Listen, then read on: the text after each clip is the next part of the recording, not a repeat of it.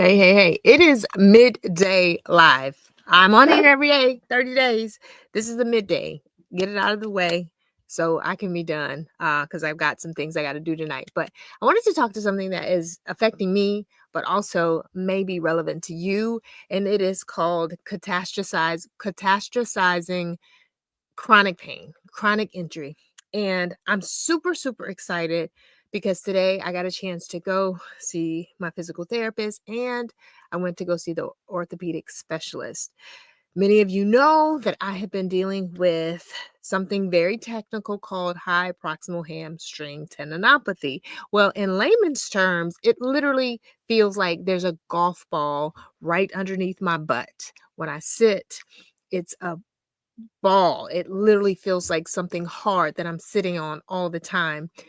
It wasn't causing me any pain. It was just really annoying and uncomfortable as I would drive to work and as I would sit. But then as I started running, I started feeling pain in other areas in my leg. I started feeling pain way down on the outside of my right knee, kind of down toward what I thought was an IT band. And that's the band that runs all the way down the side of your leg all the way down to your knee. Dealt with IT band problems, but this time I was like, this is different. And it baffled me because I'm like, how does this hamstring issue, if you say it's a hamstring problem, affecting all the way down to my knee? Well, everything is connected. And so we have been dealing with this pain. I say it because I have a really high tolerance for pain, but it was just uncomfortable. I couldn't really feel good running. And so I felt like the Lord was like, you need to stop. Okay. And it wasn't that it was painful. It was just not my normal. So it has been since August. Actually, I injured it in July and was still running on it, still racing on it, and it just got progressively worse. So let's say July, August, September, October, November, 4 months that I've been dealing with this, 4 months that I've been feeling like I'm sitting on this hard golf ball that it's not exactly right. So 4 months is enough time for something to be chronic. Okay. Now you can apply this to your life if it is for your health. It has nothing to do with running. This is my running story, but it's applicable for everyday life. So say you have an injury, whether it's a running injury or if it's an injury where you have fallen and you broke your wrist, right? What can happen is you can catastrophize, um, catas, catas, what is it? Catastrophize, because catastrophize this event. And so what that looks at is your body is starting to heal. That bone, it's taken about 6 to 12 weeks. That bone is starting to heal because that's what bones do. It is healing. You have a cast on, the cast comes off, and now you're like, oh my gosh, that hurts. Oh my gosh, what if my bone is not healed? So then you start coddling it. You start to really be careful about it, and then you can cause some atrophy as well. But in your mind, you're trying to avoid getting injured, and in your mind you're saying, what if there's something else happening? For me, what I've noticed that I have been doing, these mind games, I'll go for a run. Now, I've been doing all of the work these past 3 months. I have been doing all of the work. I hired a personal trainer. I have been going to physical therapy. I have been doing exercise at home. I've been biking. I've been walking. I have been doing all of the things. My body feels extremely stronger. And some of the pain started to lessen. And the other day I was running and I was like, "Oh, oh, what is that? Oh, no." And it's never like a, "Oh," it's always like a, "Oh, what is that?"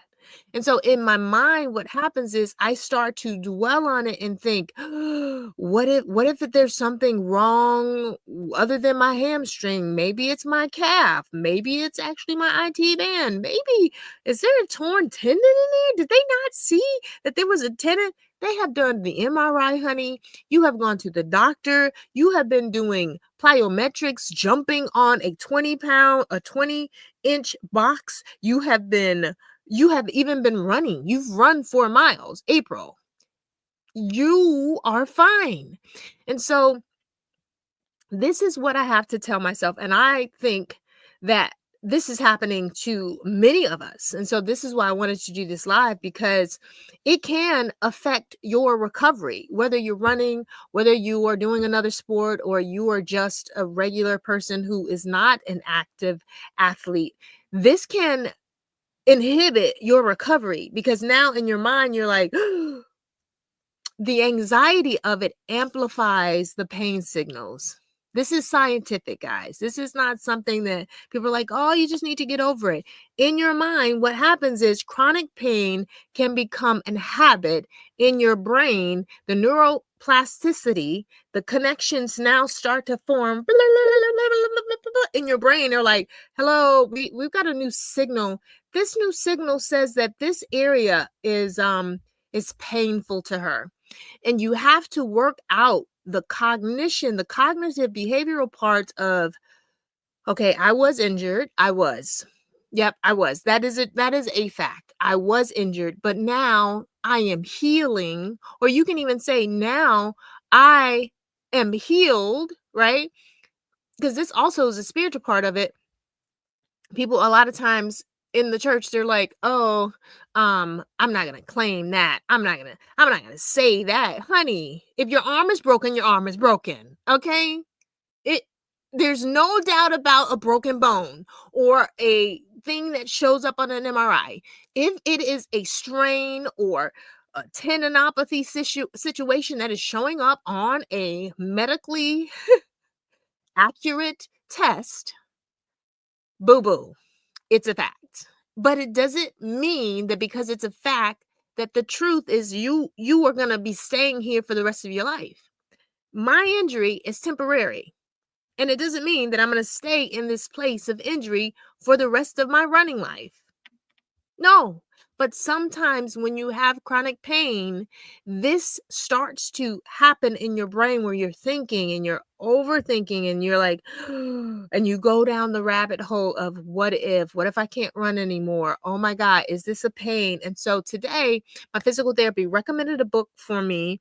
Let me see if I can find the name of the book. I just actually downloaded for an audiobook because I was like, ooh, I need something.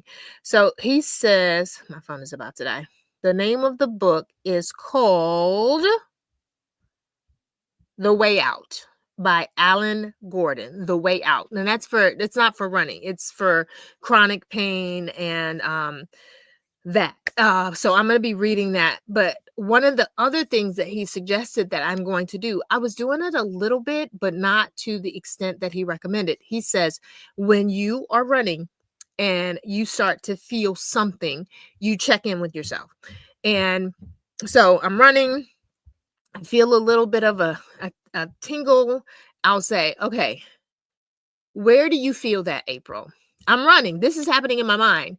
Where do you feel that, April? Okay, I feel it. I feel it on the outside of my right knee. Okay. From 1 to 10, April, what is the pain? It's not a pain. It's probably just a uncomfortable feeling. I'd say about a 2. Okay, great. If it's less than 5, we're going to still run. We're still running. We're not running if it's 5 or more, but if it's less than 5, we're going to still run. Okay. All right, cool. April, your body is healing. It's taking time. It takes time.